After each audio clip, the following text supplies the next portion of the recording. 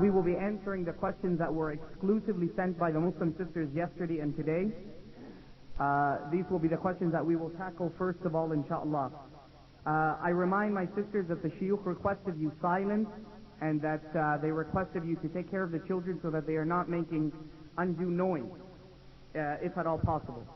And also this is requested from the brothers as well, who may be sitting in attendance on the other side. We begin with the first question. I have children and a desire to remarry. Nevertheless, I have divorced a man who has money and knowledge, but has been very stingy with both. He desires to have some of the children live with him, although none of them are at the age of decision making. Do I have to give them to him if he requests them when I remarry?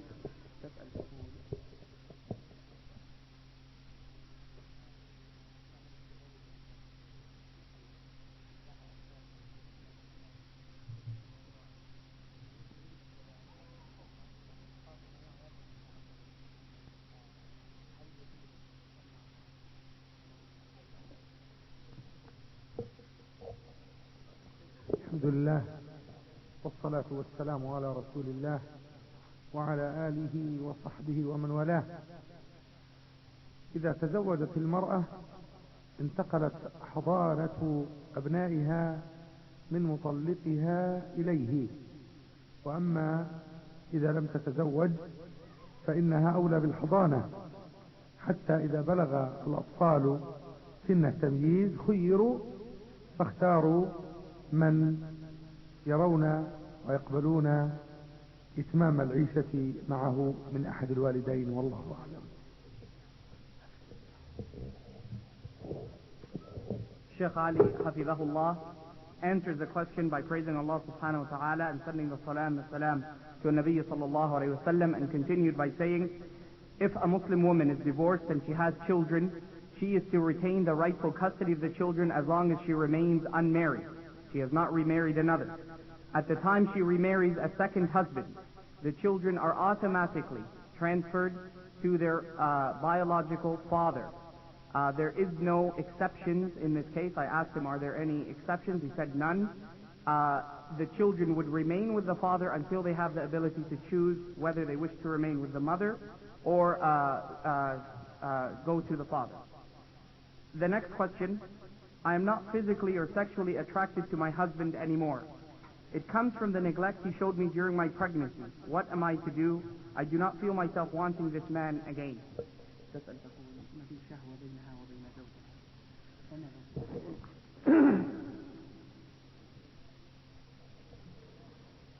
الحمد لله والصلاة والسلام على رسول الله وعلى آله وصحبه ومن والاه. لا شك ولا ريب أن الله عز وجل شرع الزواج من جملة ما شرع لقضاء الوطر وغض البصر وحفظ الفرج، ولكن إذا كان الرجل صالحا وكانت هذه المرأة لها منه أولاد وقضت برهة أو زمنا ليس بالقليل معه يعاشرها على ويؤدي حقها، فعليها أن تصبر وأن تحتسب وتدرأ هذه الوساوس، ربما تكون من الشيطان، لأن الشيطان حريص جدا على التفريق بين الرجل وأهله، فتستعيذ بالله من الشيطان الرجيم وتلتمس العلاج، فلعل هناك مرضا عضويا قد أصابها فأحدث عندها خللا في هذه الناحية الجنسية، مع التوجه إلى الله عز وجل بالدعاء لأن يؤلف بينها وبين زوجها، فالدعاء يرد القضاء كما لا يخفى. الشيخ الدكتور محمد موسى نصر حفظه answers by saying one of the main reasons that Allah subhanahu wa ta'ala has legislated marriage and has obligated it upon the Muslim population is from its important point that it allows a person to legally release his sexual tensions and his lusts, and it is a cause of protecting one's private and one's sight. The Sheikh therefore reminds, and he says, although this is something that is noble and is something that is legislated and is one of the purposes of marriage, if you find that your husband is a pious man, and you may have children with him and you may have been with him for a while, and this is one of the things that you find, there may be other things that you find that are better than it. Let this Muslim sister be patient and expel the whisperings of the shaitan, and she should try to seek help maybe in counseling or something of this nature, and sit down and discuss it with her husband. Also, maybe it's a physical problem that her husband may have or she may have. She should have reliance upon Allah, be patient, and expel the whisperings of the shaitan, and make dua to Allah subhanahu wa ta'ala that He may bring about a justifiable solution. The next question, what is the ruling on listening or singing nasheeds without instrumentation or duf, just voices?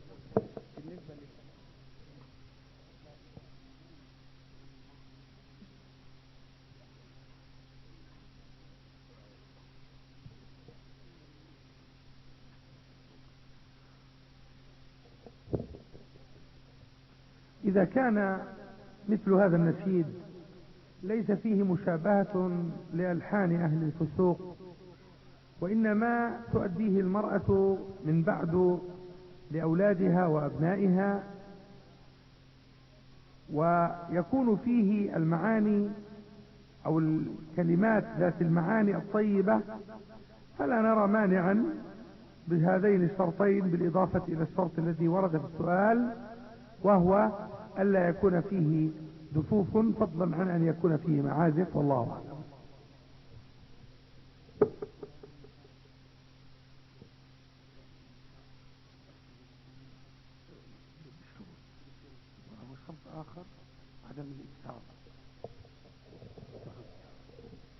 The Shaykh answers, Hafidahullah, by stating, if there is no similarity to the evil verses and prose or poetry of the disbelievers, or taking their example, or following the example of the people of Hawa, and if the Muslim sister is singing to her family or to her own children, and the words that are being used and the meanings that are being displayed and expressed are valid religiously, and there is no music, there is no instrumentation, no duf, no flute, no ma'azif, no stringed instruments, if there is nothing of this backup type of instrumentation, then it would be deemed permitted. I asked also the Shaykh, is it permitted for Muslim sisters alone to gather together in their own seclusion and also sing to their children in a group? And he mentioned, as long as they follow these same rules that we have established, it would be something that is permitted. He would see no harm in this.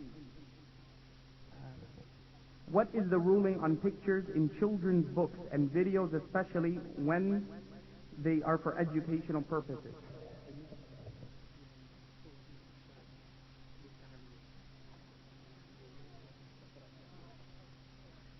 إذا كانت هذه الصور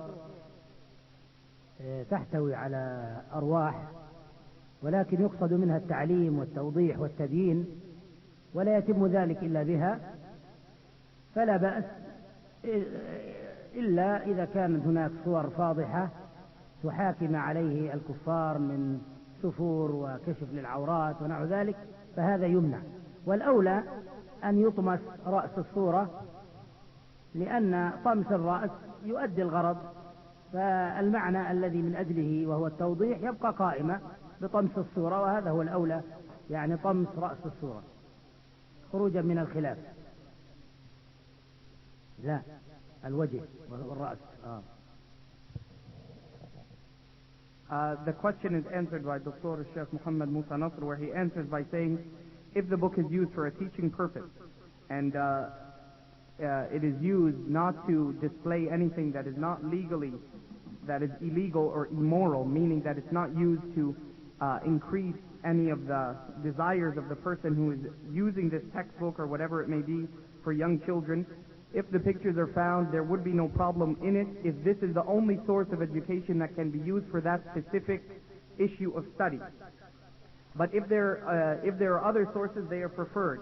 As well, the Sheikh mentions that it should be the best course of action is to cover the complete face of the characters or the depictions that are found in this book. I asked him a question and I said, we have heard that some have said covering the eyes by themselves is sufficient. He mentioned that the whole face is what should be covered in its entirety.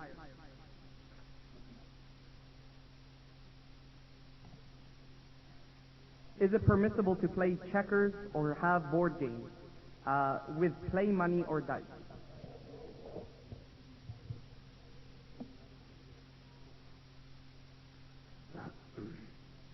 أما النرد فيكاد يكون متفقا عليه بين أهل العلم أنه محرم، والنبي عليه الصلاة والسلام يقول إن لاعب النردشير كصابغ يده في دم الخنزير، أو كما قال عليه الصلاة والسلام. وأما الشطرنج فاختلف فيه أهل العلم، وأنا أرجح قول الإمام مالك الذي كان يقول الشطرنج أو الشطرنج شر من النرد، شر من النرد، وبالتالي فالأصل في هذا كله التحريم والمنع، وبخاصة أن الشطرنج فيه ما هو معلوم من الأصنام ومن المجسمات ومن استخدام الكذب في أن فلانا مات وفلانا كذا وفلان كذا إلى آخر هذه الأمور، والله أعلم. نفس الشيء.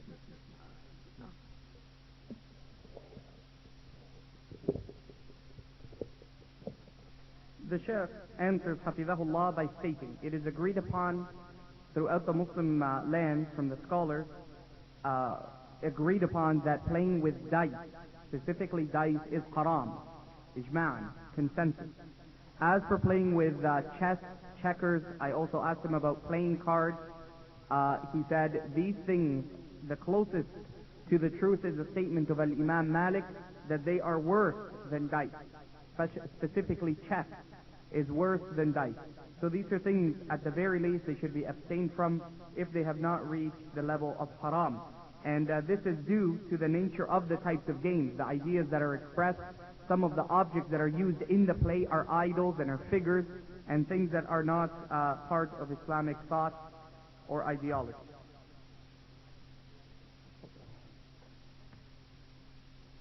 When you say to a companion, I'll make dua for you, is it appropriate to say, I'll make dua for you, or I'll put you in my dua, knowing that a human cannot intercede for another?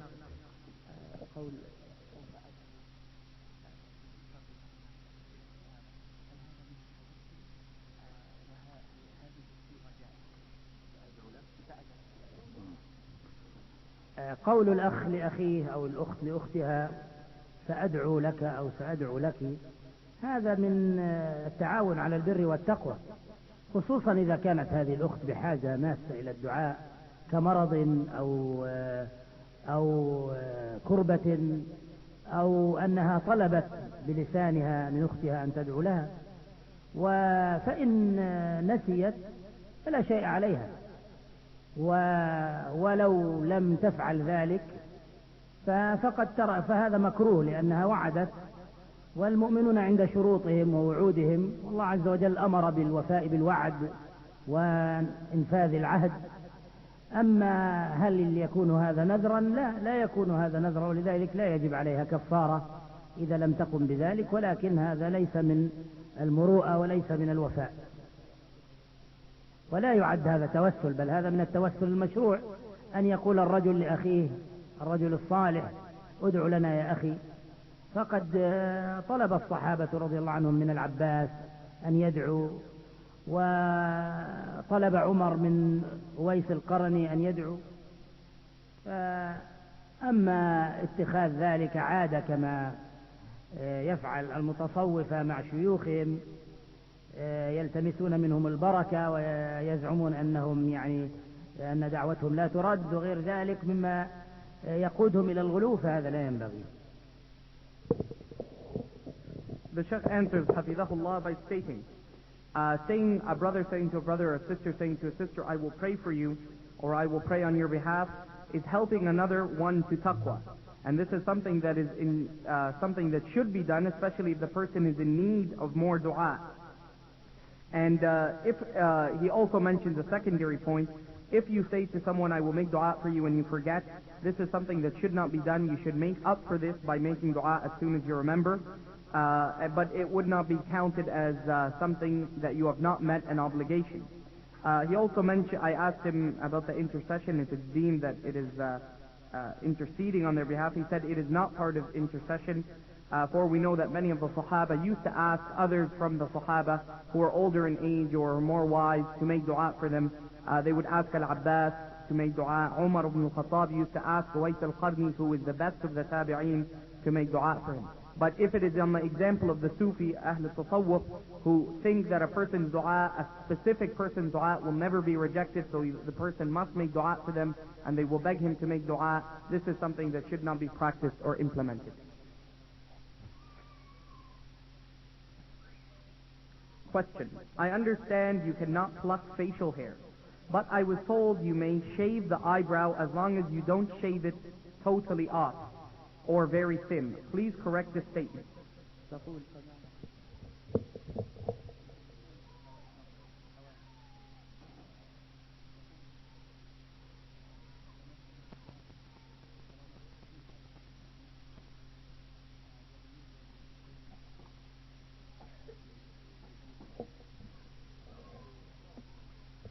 النص واضح: لعن الله النامصة والمتنمصة. والنمص هو الإزالة، سواء كانت جزئية أم كلية، وبخاصة أن العلة جامعة المغيرات لخلق الله للحسن، وبالتالي فإن مثل هذا التخفيف أو الإزالة أو الترقيق أو أي شيء من ذلك كله داخل في هذا الباب، وينبغي أن يتقى الله تبارك وتعالى في هذا الأخذ. أما إذا كان هذا مؤثرا على الصحة كما يحدث في بعض الرجال، بأن تكون رموشهم طويلة جدا بحيث تغطي على عيونهم وأبصارهم، فهذا لا يكاد يوجد في النساء. فإن وجد في مثل هذا فيؤخذ بقدر الحاجة، ولا يكون داخلا في باب التجمل وتغيير خلق الله من أجل ذلك، إنما يكون من باب الضرورة، والضرورة تقدر بقدرها.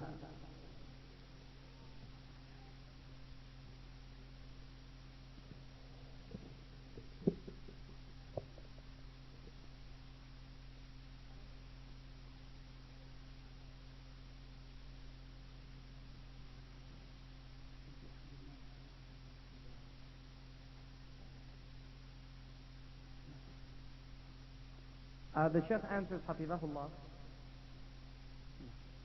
The Shaykh, Hafizahullah, answers by saying the nas, the text is clear. The Rasul ﷺ says Allah has cursed the namisa wal mutanammisa, the one who removes the eyebrows and the one who does it for her or him. And this is not just exclusive to women. The Shaykh continues by saying the effective cause of this curse is that the reason that a person might be doing this is for beautification. So therefore, whether it is totally shaving it off or taking part of it off, it makes no difference, because the effective cause of the issue is the same. So therefore, whether it is to shorten it or to shave it, it makes no difference. It is still deemed earning the curse of Allah, and therefore haram.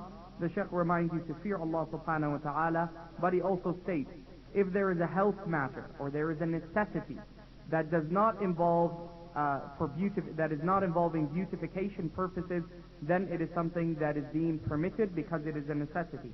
I asked the Shaykh about those who have stated that removing the hair in between the eyebrows so that the woman or the man wouldn't have a unibrow.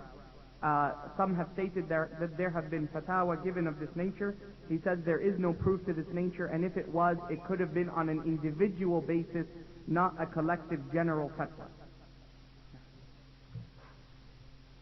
Is it permissible for a woman to wear a small heel to help prevent falling when one wears a very long jilbab? It is 1.5 inch heel. Is a 1.5 inch heel allowed? It is very difficult to find reasonably priced low or flat shoes.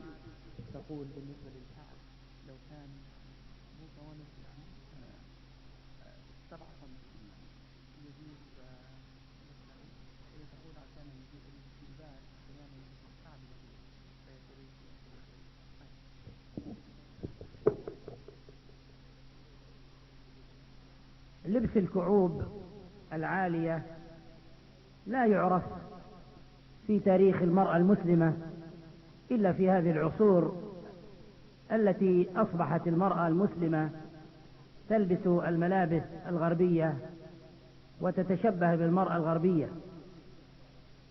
وإن كان ولا بد لها أن تلبس شيئا من هذه الكعوب فينبغي أن يكون ذلك بشروط. الشرط الأول أن يكون هذا الكعب ليس طويلا أو كبرا ملحوظا، وإنما يكون يعني مرتفعا قليلا على الأرض.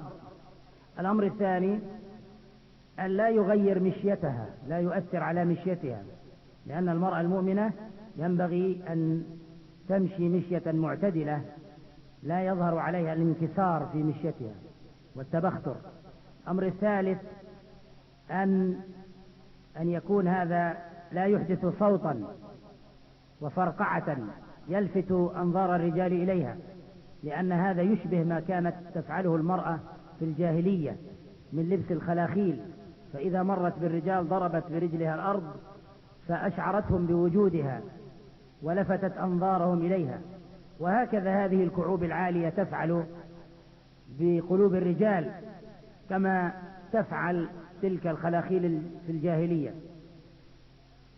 وفي غالب الأمر إنما تلبس النساء الكعوب العالية للتدليس على الرجال وخصوصا الخطاب، فيكون عندها قصر ظاهر ملحوظ فتخفيه بهذه الكعوب فتدلس على الخاطب فيتوهم أن هذا هو طولها الحقيقي، فهذا فيه نوع من التدليس والكذب والتشبع بما لم يعطى أو بما لم تعطى. فلذلك لا ننصح بذلك وننهى ونكره ذلك. فالمرأة المؤمنة عليها أن تجتنب هذه المظاهر كلها.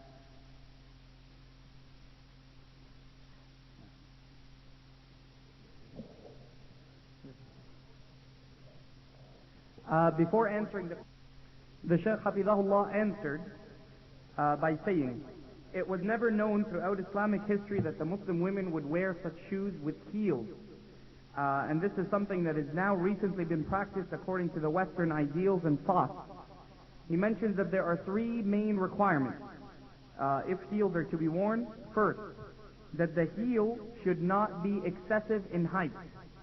It should not be something that is noticeable, that a person, when he looks at the shoe, he says there is a heel on it. So this is the first point. Second, that it does not change her walk, causing her to sway her hips side to side. And this is something that is of importance. Third, that there should be no sound emitted when the Muslim sister is walking wearing these heels, for this is acting in the manner of the women of Jahiliyyah. They would come near the men and they would be wearing bangles and bracelets on their feet, and they would stomp their feet to make a sound with it so that men's attention would be known. He also reminds a Muslim sister who may be short in stature, in size, that she should not wear heels to try to impress a suitor who may be taller than her, for this is a form of deception and is something that is not permitted. In regards to all of these requirements, the Shaykh therefore says it is something that should not be practiced. Heels should not be worn.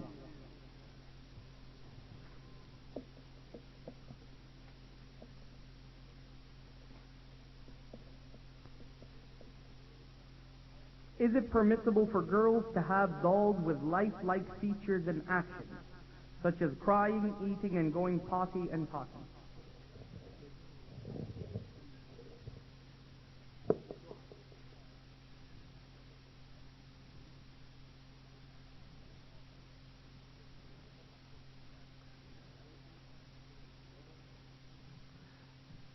أنا أعتقد أن الألعاب حتى ولو كانت أرواحا للأطفال ولتربيتهم وتعليمهم، حتى لو أصدرت أصواتا فإنها جائزة. والسيدة عائشة رضي الله تعالى عنها كان لها خيل ذات أجنحة، ولكن ينبغي أن تكون هذه اللعب لا تدل على مظهر من مظاهر الكفار كالتعري أو الصلبان أو بعض الأشياء المحرمة كالخنزير والخمر. أما إذا كانت مجردة عن ذلك ويتلهى بها الأطفال فلا مانع من ذلك، وإن كان الأولى عندي أن يجتنب هذا، مع أني أجوزه، لكن لا أرى التوسع فيه، وأعتقد أن تضييق دائرته أولى من توسيعها، والله أعلم. The Shaykh Hafidhahullah states, toys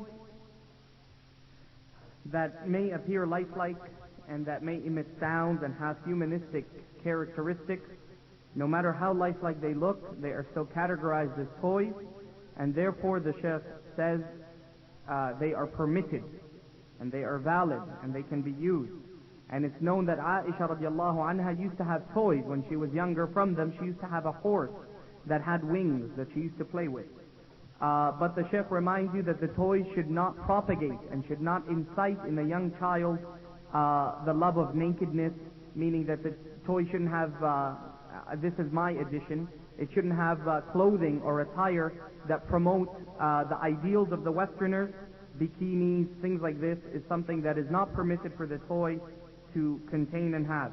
It should also not have crosses, things of different religions. It shouldn't propagate swine, alcohol. All of these things are things that should be eliminated from it.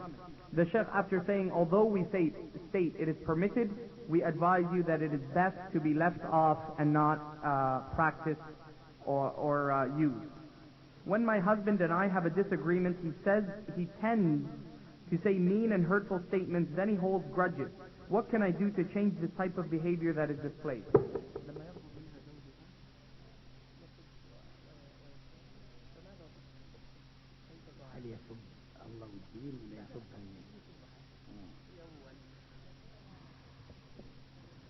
إذا كان هذا الزوج كما تصف هذه الأخت، عليها أن تصبر وتحتسب، وأن لا تحاول أن تستفزه أكثر وأكثر، لأن الزوج في الغالب لا يحتمل من المرأة أن تكون ندا له وأن تقف في وجهه متحدية له، وعليها أن تدعو له بظهر الغيب.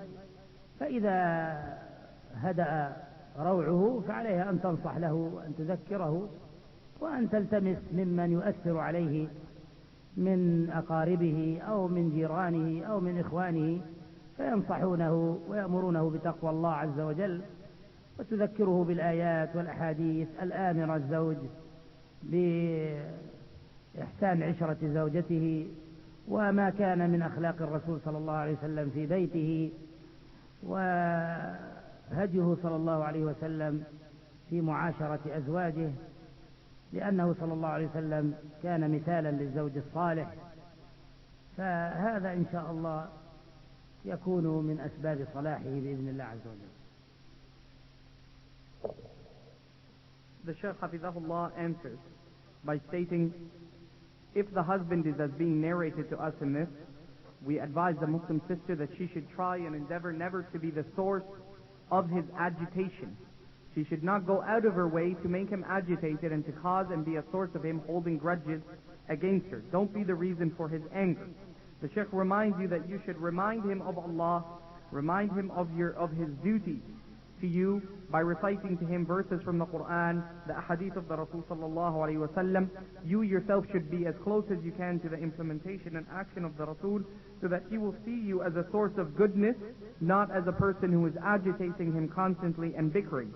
He also reminds you that if it is out of hand, you can always contact those friends who may bring him out of his grudges and cause him to be in a state of better attitude with you. Wallahu a'lam. لا يوجد في الشرع مدة فيها مثل هذا التحديد أو الانتظار، ولكن الأمر متعلق بحسن إسلامه، بحيث إذا ضمنت هذه المرأة أن إسلامه لله وأن هجرته لله لا لامرأة ينكحها أو دنيا يصيبها، فحينئذ حيث اطمأنت إلى هذا ووثقت به فنعمه، وإلا فمن ترك شأن لله خوضه الله خيرا.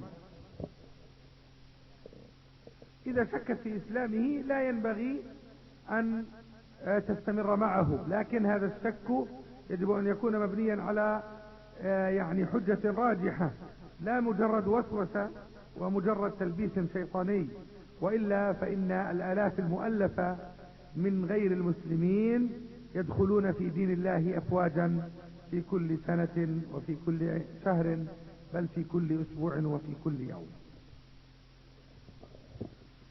The Shaykh Hafidahullah answers first by saying that there is no stated time period that can be of an answer to this question.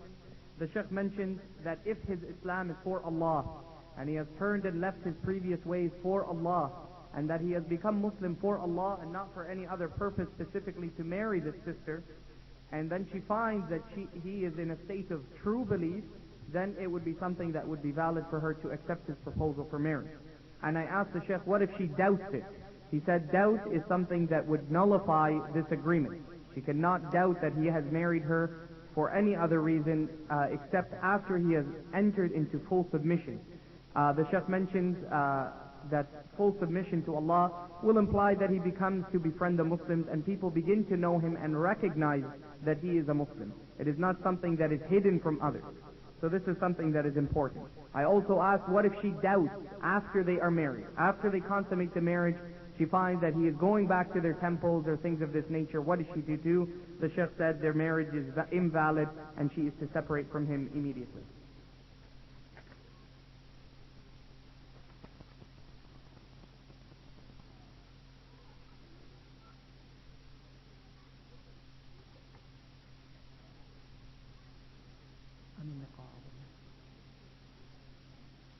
We are Islamically responsible for debt to kafirs, such as a credit card or student loan, that accumulate interest after we have made tawbah for this sin.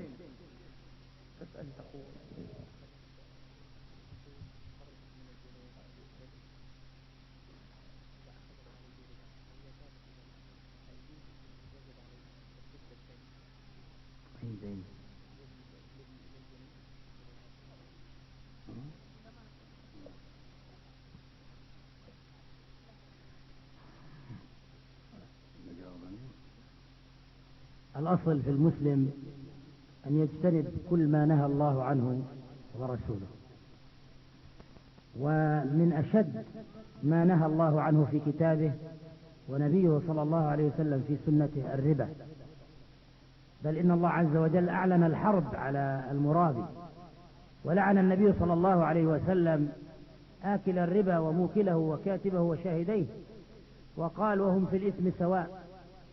وقال صلى الله عليه وسلم الربا 77 بابا أدناها كأن ينكح الرجل أمه.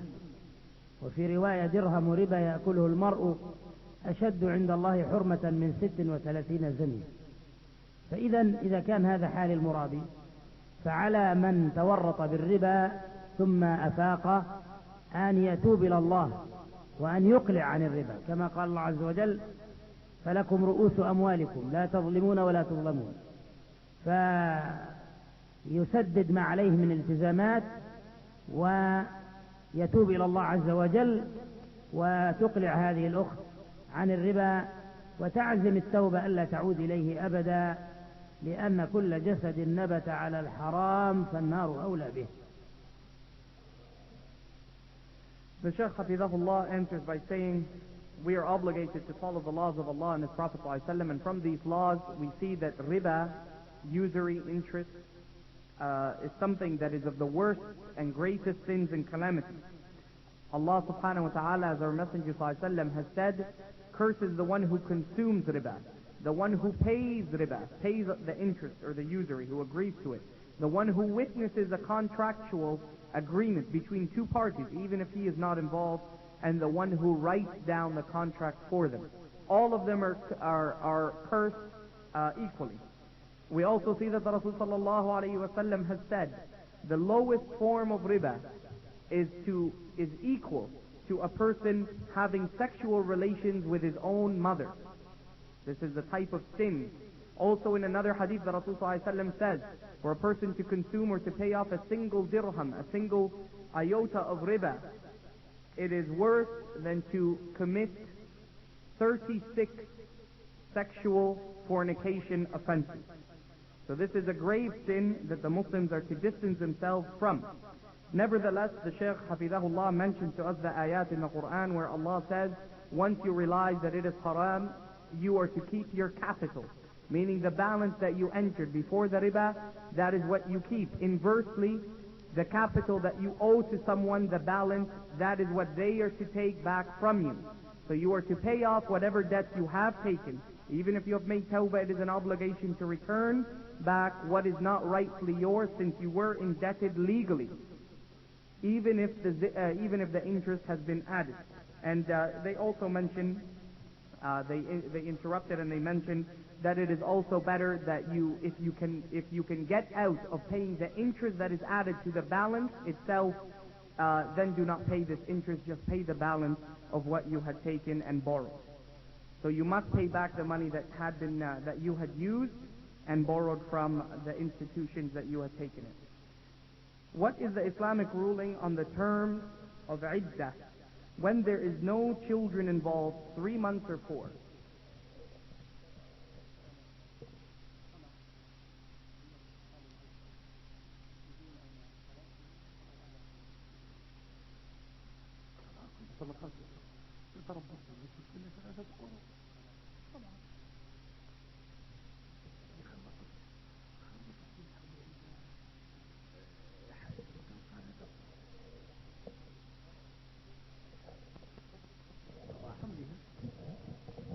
The Shaykh Hafidahullah, he answers by saying in Islam, as is mentioned in the Qur'an, if there is a divorce, the iddah is 3 quru', 3 menstrual cycles. So that is equal to 3 months. If the Muslim woman is pregnant, 3 menstrual cycles. 3 menstrual cycles. They also mentioned that if a Muslim sister was pregnant and she found out she's pregnant, her iddah is until she comes to term and until she delivers the child. As for the 4 months, this is something that has entered from a different perspective. It has nothing of relevance to do to the iddah of a woman who is divorced.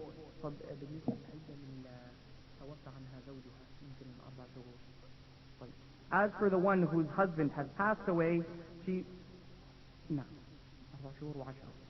No.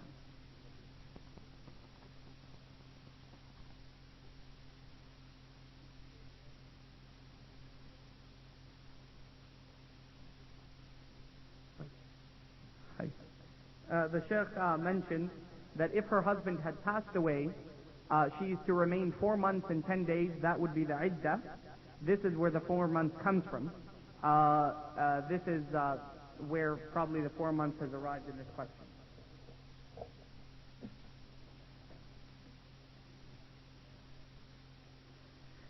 If a sister has children out of wedlock, what are the rights of their inheritance, and for a brother in the same situation?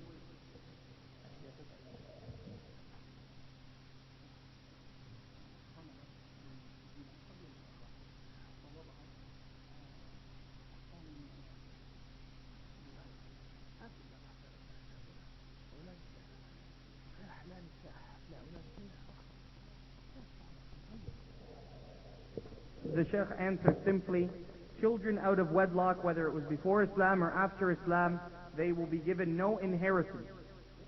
They will be given no inheritance, and this is clear in Islamic legislation and in Islamic law, whether it's for the man or for the woman.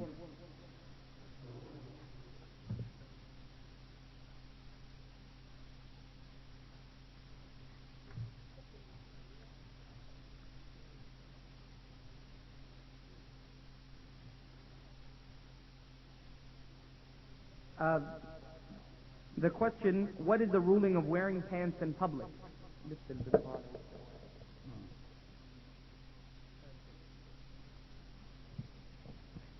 لبس السروال أو البنطال للمرأة خارج البيت، يعني تظهر به بديلا عن الجلباب الشرعي الذي فرضه الله على المرأة وأمر به، حرام وهو كبيرة من الكبائر، لأن فيه أولا تشبه بالكافرات، ثم فيه تشبه بالرجال، ثم فيه تجسيد للعورة وإظهار للمفاتن المرأة. وهناك بعض البنطالات عياذا بالله تحكي جسد المرأة كما لو كانت عارية، كتلك الألبسة الضيقة جدا الشفافة التي تلبسها بعض أكثر الكافرات وبعض المسلمات الفاجرات المتشبهات بأولئك الكافرات عياذا بالله. فالمرأة المسلمة لا تلبس هذه الألبسة، إنما يلبسها من لا خلاق لها. أما السروال تحت الجلباب فهذا أمر حسن للمرأة، يغطي ما قد يبين من جسدها فيما لو كان هناك رياح أو أنها سقطت تعثرت أو غير ذلك. فالتسرول إلى المرأة بالنسبة للمرأة تحت الجلباب هذا نور على نور.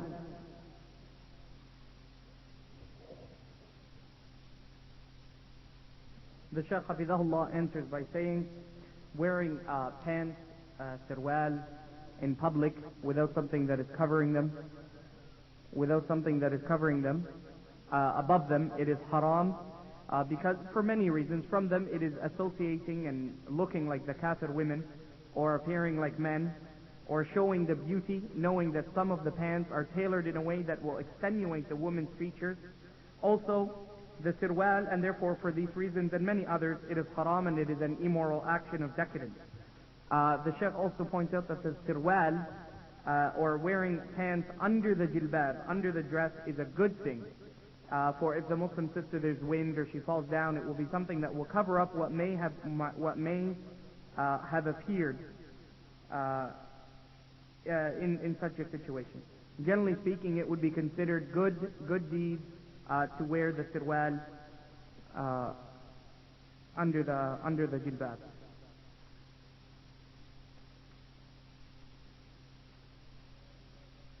One of the sisters is asking, stating the hadith of Aisha radiallahu anha wa ardaha, that during the days of Eid, that there is a hadith that mentions that the Rasul sallallahu alaihi wasallam allowed her to watch the Abyssinians do certain acts. Does this mean that the Muslim sister is permitted to look at the men?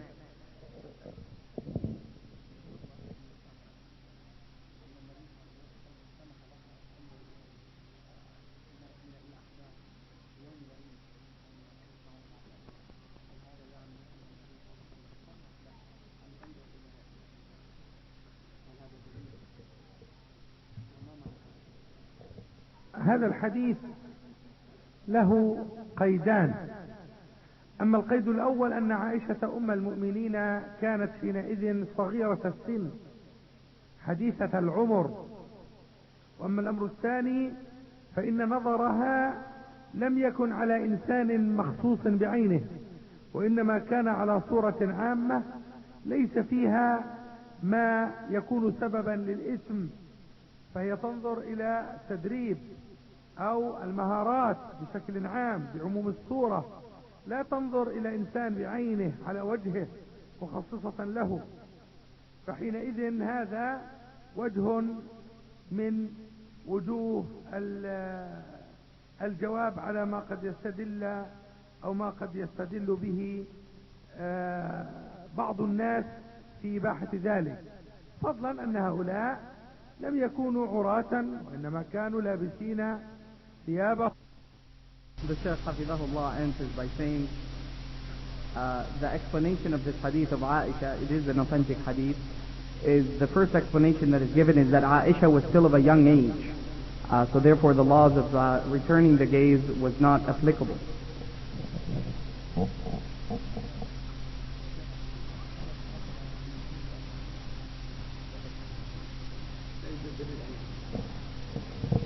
The second point is that Aisha was looking at the actions of the people and not looking at the persons themselves. It is like a person watching a display of things happening, not looking at the individual characters, and that is permitted.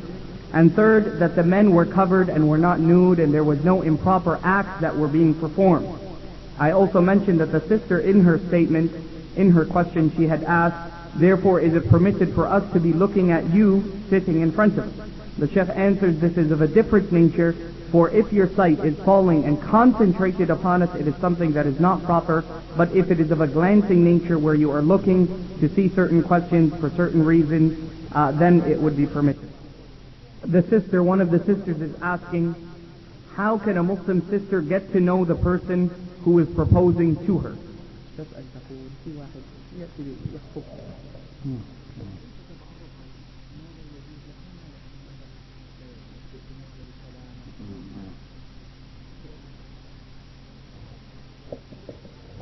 الحمد لله. الأصل في الشاب المسلم أو المؤمن أن يلتمس الزوجة الصالحة، لأن النبي صلى الله عليه وسلم رغب في ذلك، فقال تنكح المرأة لأربع وذكر منها ودينها ولدينها فاظفر بذات الدين تربت يداك. والأصل في المرأة المسلمة أن لا ترد الشاب المؤمن الملتزم الصالح، لقول النبي صلى الله عليه وسلم إذا أتاكم من ترضون دينه وأمانته فزوجوه إلا تفعلوا تكن فتنة في الأرض وفساد كبير. كيف تتصل به؟ لا ينبغي لها أن تتصل به، بل يأتي إلى وليها إن كان مسلما فيأتي إلى بيت وليها، يأتي إلى أبيها، إلى أخيها الأكبر، إلى عمها، من يتولى أمرها فيخطبها منه خطبة شرعية، يطلب يدها من أبيها، يتقدم إليها بنفسه أو بمن ينيبه أو يوكله. أما أن يكون بينها وبينه علاقة بالهاتف، بالإنترنت، بالمراسلة، بالفاكس، بغير ذلك، باللقاءات خارج بيتها، لا ينبغي ذلك لما يترتب عنه من مفاسد وشرور. يأتي ويطلبها من وليها وينظر إليها لأن هذه الرؤية مشروعة حتى يؤدم بينهما، ولعل يكون فيها عيبا أو فيه عيبا يمنع من الزواج، ولا بد من الرؤية. وطبعا في هذه البلاد في الغالب الشاب يرى المخطوبة قبل أن يخطبها.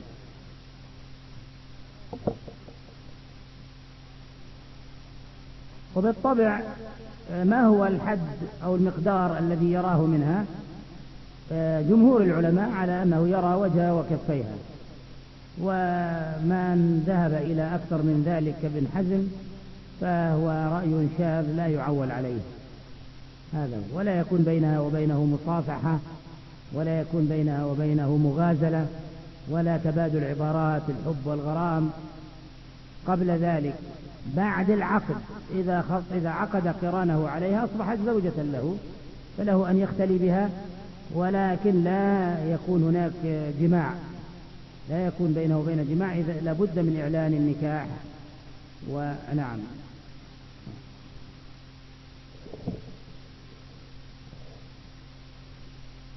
The Shaykh Hafidahullah answers by saying, in Islam, the Muslim man is to seek the Muslim woman who has four main elements: beauty, wealth, family status, and deen.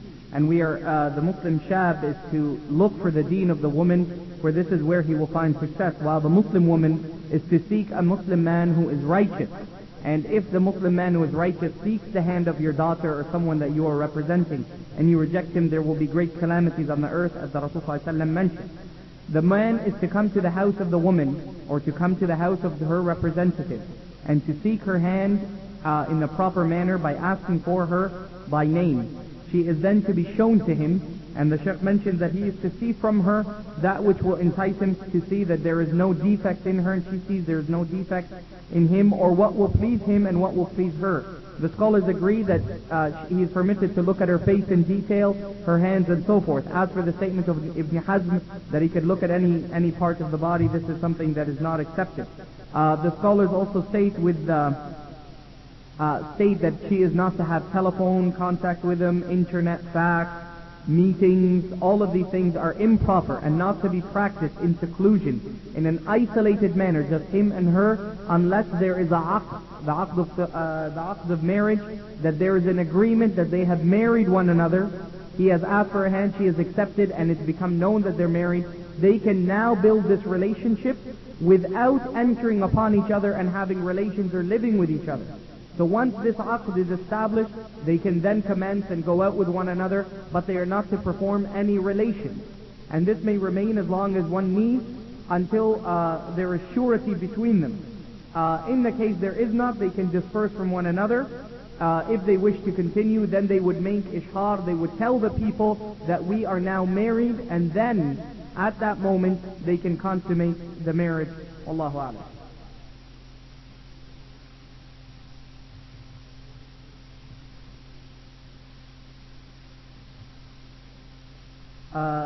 The next question.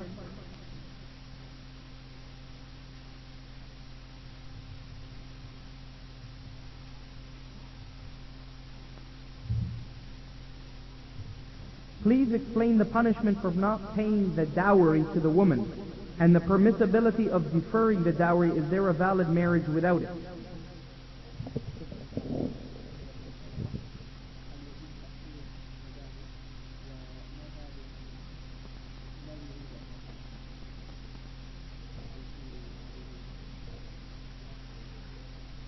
الأصل في المهر أداؤه على وفق الشرط، والنبي صلى الله عليه وسلم يقول: المؤمنون عند شروطهم، والله تبارك وتعالى يقول: وآتوا النساء صدقاتهن نحلة.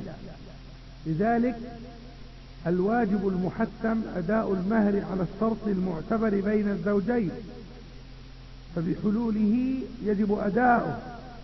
أما المماطلة أو التأخير أو غير ذلك، فالرسول صلى الله عليه وسلم يقول: مصل الغني ظلم، والله المستعان.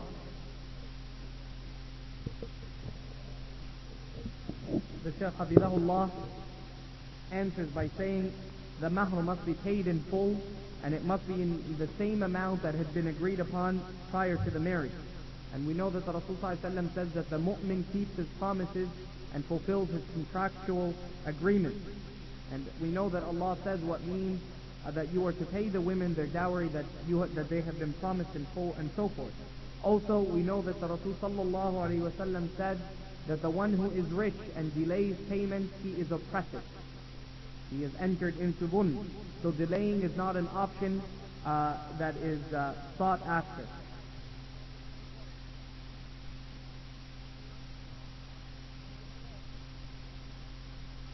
My son has impregnated a disbeliever, and he is Muslim. Can he marry her? She is not a chaste woman.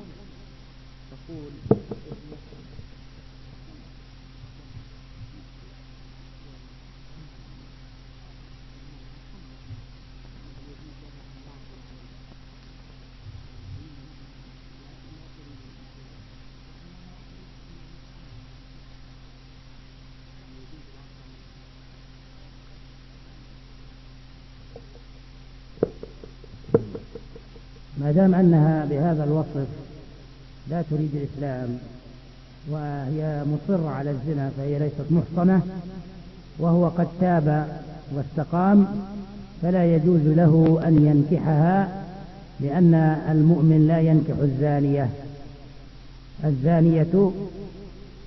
الزانية لا ينكحها إلا زان أو مشرك، فلذلك لا يجوز بهذه الصورة التي ذكرت.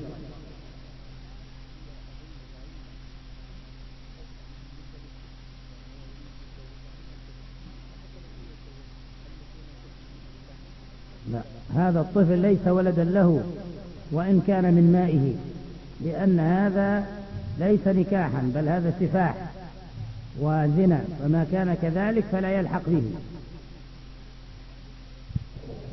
The Shaykh Hafidahullah answers by saying, if she is of this type and she will not accept Islam, and she obviously is not from the chaste muhsana, marrying her is not an option for the Muslim, as Allah mentions in the Qur'an, does not marry a zaniya, a fornicator, or a mushrika, or a disbeliever who has committed shirk. I asked the Shaykh and I said, I think the effective cause, or the reason that the sister is asking, is because she thinks that if her son marries this woman, that he can claim this child as his. So she's worried about this child that is the offspring.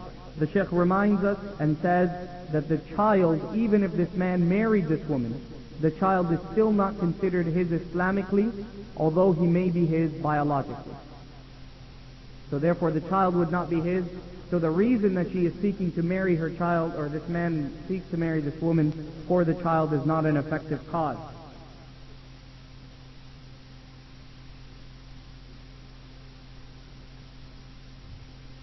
What should a menstruating woman or man do? What should a menstruating woman, how could it be a man? What should a menstruating woman do if she wants to do istikhara, to make istikhara or tawbah?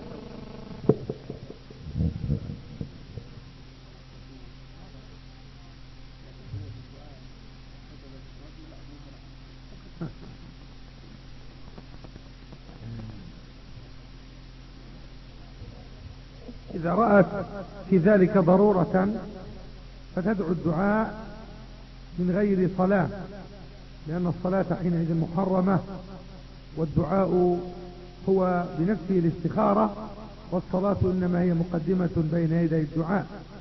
فإذا لم تتمكن من الصلاة ووجدت ضرورة في الاستخارة فلتقتصر على الدعاء، والله يوفق.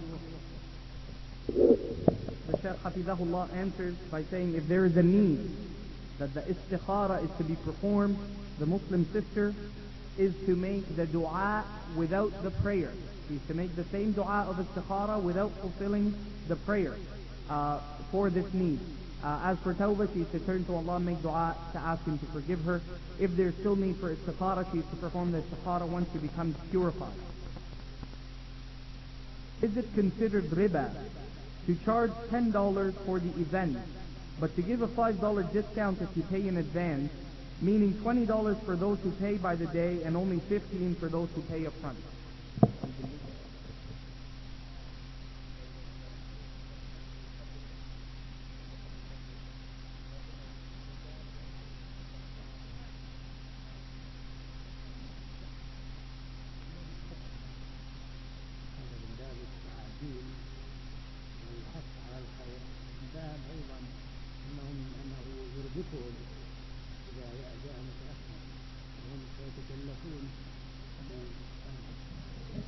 This is not any way a form of riba.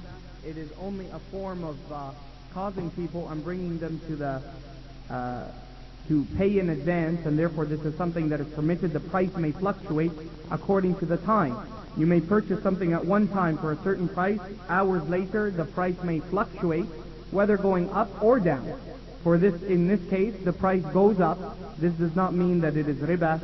It just means that the deadline of paying at a specific time is over. The new amount has changed.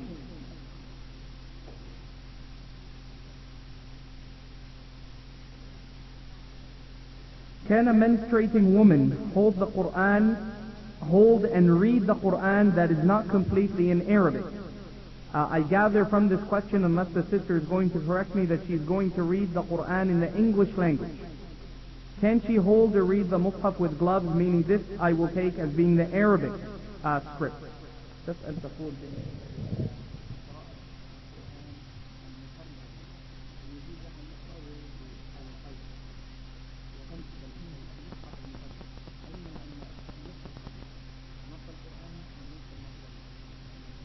ذلك خلاف بين العلم، والأولى اجتناب ذلك. تكتفي بالقراءة دون ذلك، أو أن تسمع طريقة التسجيل.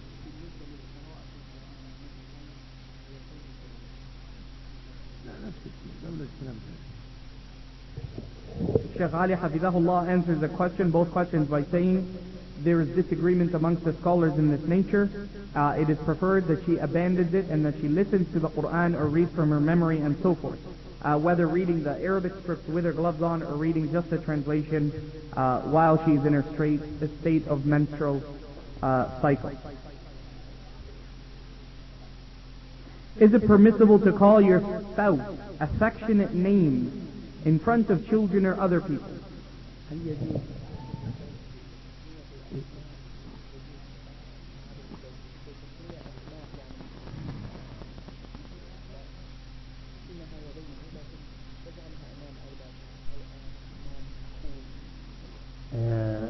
لا يجوز أن تنادي زوجها أو تخاطب زوجها بكل اسم يحط من قدره في البيت ويقلل من شأنه أمام أبنائه، لأنه قوام في بيته، وكل ما يساعد على إضعاف شخصيته ينبغي للمرأة أن تبتعد عنه. أما بينها وبينه فلا حرج في ذلك، لأن هذه من الأمور التي أباحها الشرع.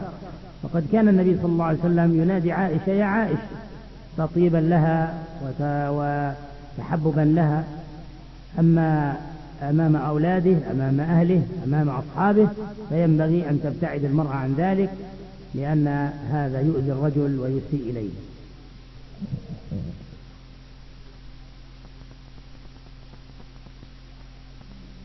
The Shaykh Hafidahullah continues by saying, the Shaykh Hafidahullah answers by saying, anything or any name that you give to your husband or nickname that may lessen his status by those who hear you calling him it is not permitted, whether it's his children or others. So any name that he would prefer that you to call in seclusion, you and him, that is to be preferred just between you and him. So do not make names that would lessen him in the sight of others or cause people to know your personal details in these matters. Although we know that Rasulullah used to give names to Aisha, he would call her Ya Aish instead of Aisha, as a way of showing enjoyment with her, sallallahu alayhi wasallam. But this was never done in front of the Sahaba or his other wives and so forth. Now.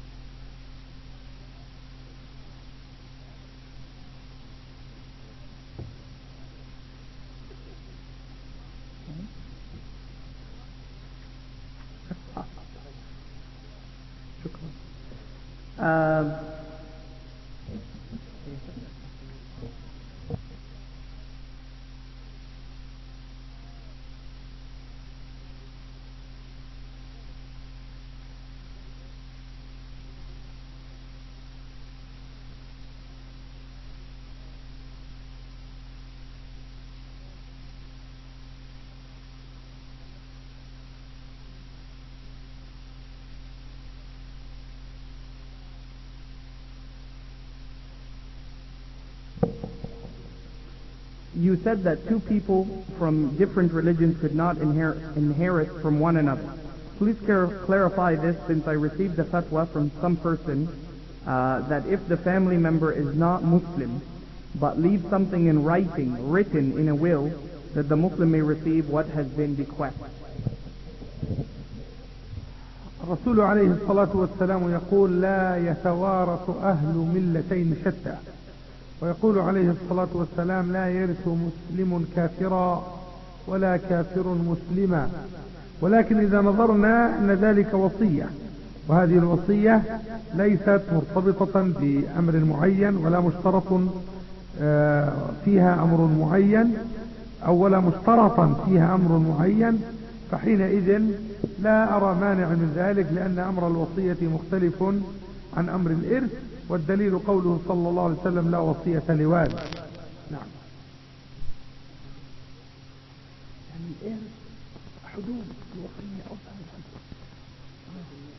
الإرث لا يجوز، الوصية حدود بشرط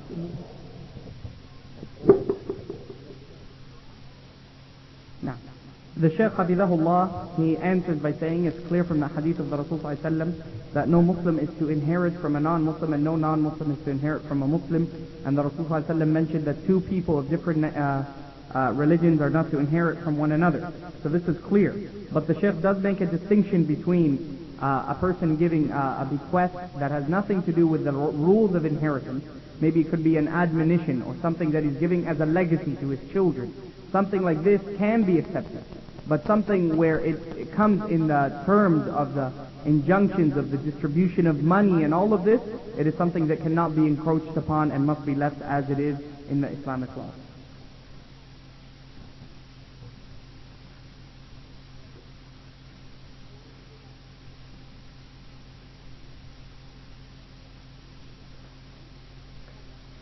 Is it preferable for a woman to marry, or is it preferable for her to dedicate her time and effort to learning and seeking knowledge in order to benefit herself, her family, and the Muslim community?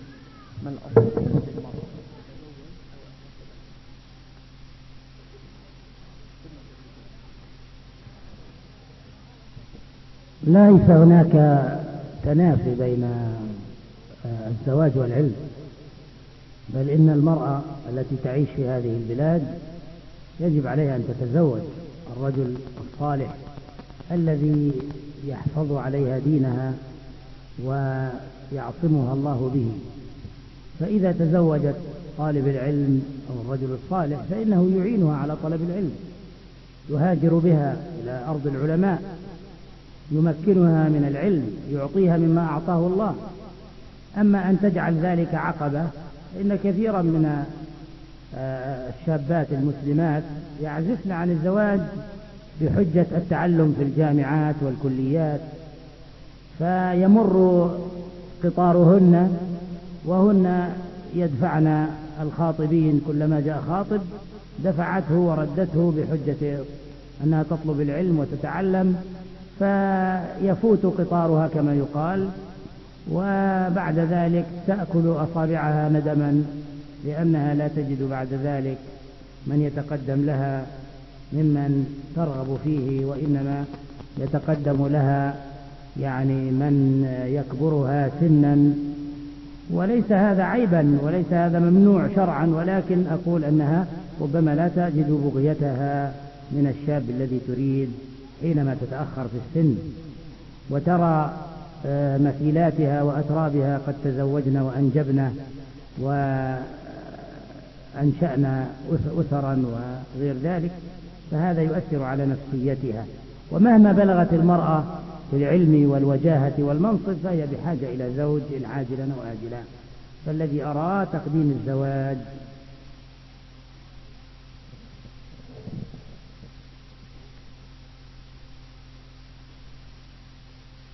The Shaykh Hafidhahullah answers by saying marriage is to be put forward for the Muslim woman specifically before seeking knowledge, especially in these countries. For if she marries a person who is knowledgeable or who is pious and who seeks to learn, it will be something that will be of a greater cause for her and more incentive for her to learn. Also, raising children will allow her to implement what she learns. It won't just be something that she's learning from books and so forth. The Sheikh says many women nowadays, they leave marrying at a younger age so that they could finish their universities and their degrees. And sometimes, and in many cases, the train passes them and they find themselves having to settle for people who they did not and would not have considered at their prime or the times before when they were still in their studies. It does not mean because you are married that you cannot study. It can be something of a greater incentive for you. Do not make it something that you will regret later when it is preferred to be wed before seeking knowledge. And this is something that should be clearly understood. Can we dye our hair bright colors?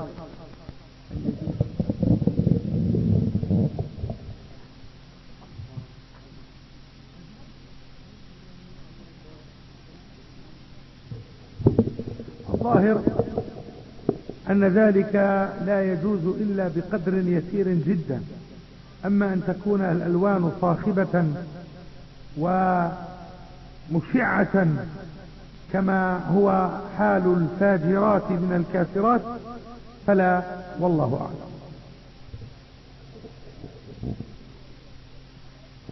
The Sheikh is saying it is only permitted if the dyeing is something that is of a balanced nature.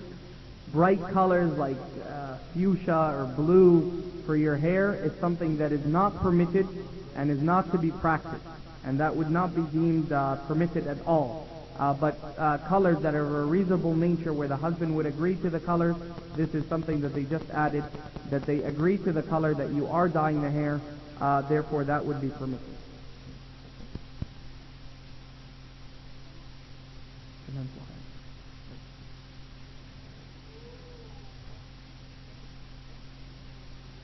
The sister asks, if I have a daughter from a relationship before Islam outside of marriage, before I was Muslim probably, should she have a relationship with her birth father? He is accepting and respectful of Islam and keeps her to her practices of Islam when she is with him. Is it permissible for her to visit him or not?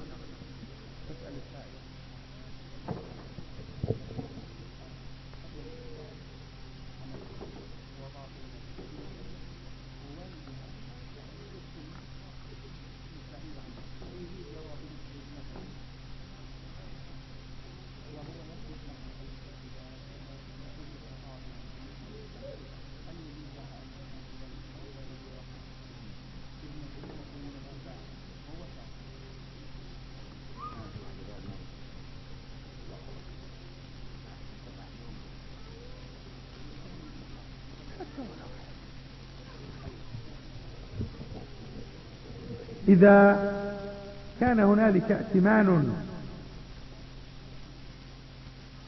لهذا الرجل على هذه البنت ولو كانت بنته فحينئذ يجوز، وإن كان أمثال هذا المسافح والمتخذ الأخدان والعياذ بالله لا يؤتمن على عرض كما أنه لم يؤتمن على دين، فإن كان ولا بد فتتخذ الاحتياطات حيث لا تكون ثمة خلوة ولا أبواب للمفاسد والفتن،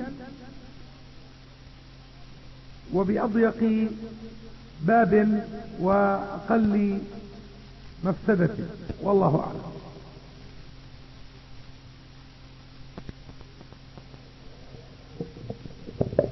The Shaykh Hafidahullah answers by saying,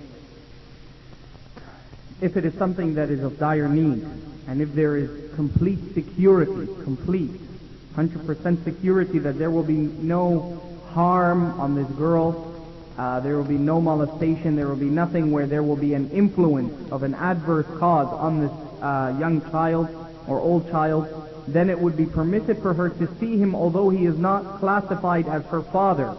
He's not to be written, or it's not to be known that he is her father, but it is out of something that may be deemed necessity on one of the parts of the relationship.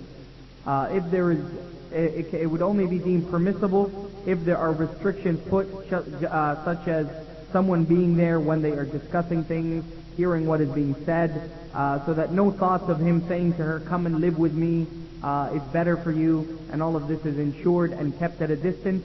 For if you cannot trust a person in his relationship with his Lord, how can you trust a person in his relationship with your daughter?